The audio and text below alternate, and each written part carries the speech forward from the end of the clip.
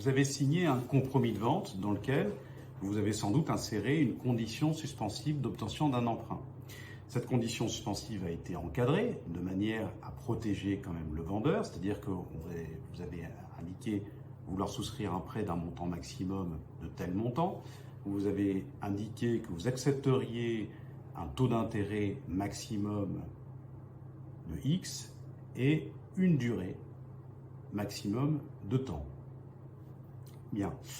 Maintenant, l'idée, si vous voulez, c'est que il va falloir déposer un dossier auprès d'autres banquiers de demande de prêt. Il faudra que vous justifiez du dépôt de ce dossier. En général, il est prévu 1 mois, puisque de manière légale, on ne peut pas contraindre un acquéreur à déposer un dossier de prêt, de faire sa demande de prêt avant 1 mois.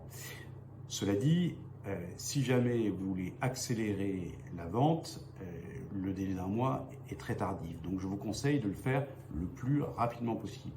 Une fois que vous aurez déposé cette demande de prêt, eh bien, vous obtiendrez une attestation du banquier selon laquelle vous avez déposé cette demande de prêt. Il faudra la transmettre aux différentes parties, aux différents acteurs qui sont le notaire, le vendeur et puis l'agent immobilier s'il en existe un, ou le négociateur notarial. Une fois que vous aurez déposé ce dossier, eh bien, le banquier vous donnera une réponse. D'abord, il vous donnera une réponse verbale, mais à l'issue de la procédure, il vous enverra une offre de prêt. L'offre de prêt, c'est tout simplement le contrat de prêt que vous allez signer, si vous voulez. Donc, il faut l'examiner attentivement. Quand vous recevez cette offre de prêt, il faut absolument immédiatement en envoyer une copie au notaire, au vendeur et à l'agent immobilier. Cela, d'abord, est de nature à rassurer le vendeur, puisque ça fait partie des principales conditions suspensives de votre acquisition. Ensuite, ça permet de cadencer la vente. C'est-à-dire que quand vous recevez votre offre de prêt, vous avez 10 jours incompressibles pendant lesquels vous devez réfléchir et vous ne pouvez la renvoyer au banquier qu'au bout de ces 10 jours. Une fois que vous l'avez renvoyée au banquier, le notaire, lui, peut appeler les fonds auprès du banquier. Et le temps d'avoir les fonds, on compte 10 jours supplémentaires. Donc, pour avoir un degré de prévision confortable, si vous voulez, on compte 20 jours entre le moment où vous recevez l'offre de prêt et le moment où l'on signe, si vous avez envoyé votre offre de prêt au notaire. Je vous incite, dans ce cas-là, à prendre contact avec lui le plus tôt possible, de manière à ce que le rendez-vous soit fixé le plus facilement possible, puisqu'à 20 jours, on a plus de disponibilité que si vous y prenez une semaine avant.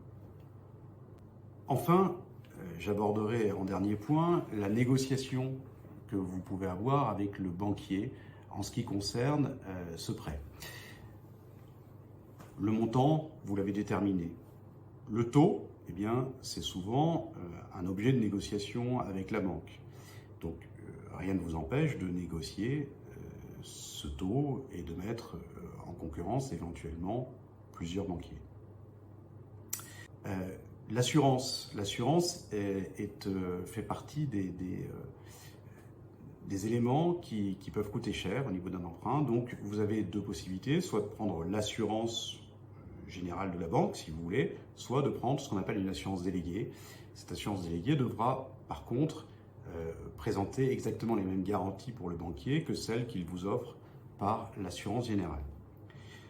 Enfin, quelque chose d'essentiel à voir avec le banquier, ce sont les pénalités de remboursement anticipé. C'est-à-dire que si jamais vous avez souscrit un emprunt sur 15 ans et que vous revendiez la maison au bout de 7 ans, eh bien, il faut voir avec lui si, dans la mesure où vous remboursez l'emprunt par anticipation, il va vous demander des pénalités. Si jamais il vous dit qu'il ne les demandera pas, eh bien, il faut que ça soit écrit soit sur l'offre de prêt, soit sur un courrier annexe, c'est parfois leur pratique, que vous conserverez précieusement et que vous lui remettrez au moment du remboursement définitif. Enfin, et dernier point, c'est le type de garantie que le banquier va vous demander, garantie de remboursement de l'emprunt. C'est-à-dire si vous ne remboursez pas, si vous êtes défaillant,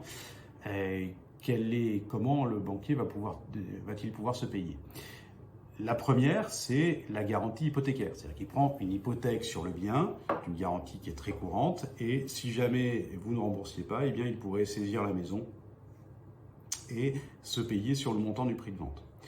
La deuxième garantie, c'est ce qu'on appelle une caution.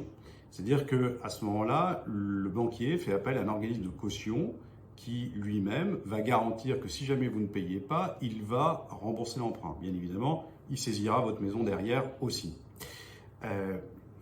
Ces deux types de garanties, pour vous, sont relativement transparentes. Et ce qu'il faut voir, c'est le coût de chacune des garanties. Le notaire, lui, pourra vous dire ce que coûte une garantie hypothécaire et le banquier pourra vous dire ce que coûte la garantie de caution, si vous voulez. Et puis, une fois que vous aurez pu comparer les deux, eh bien, vous choisirez la garantie qui vous semble la plus adaptée.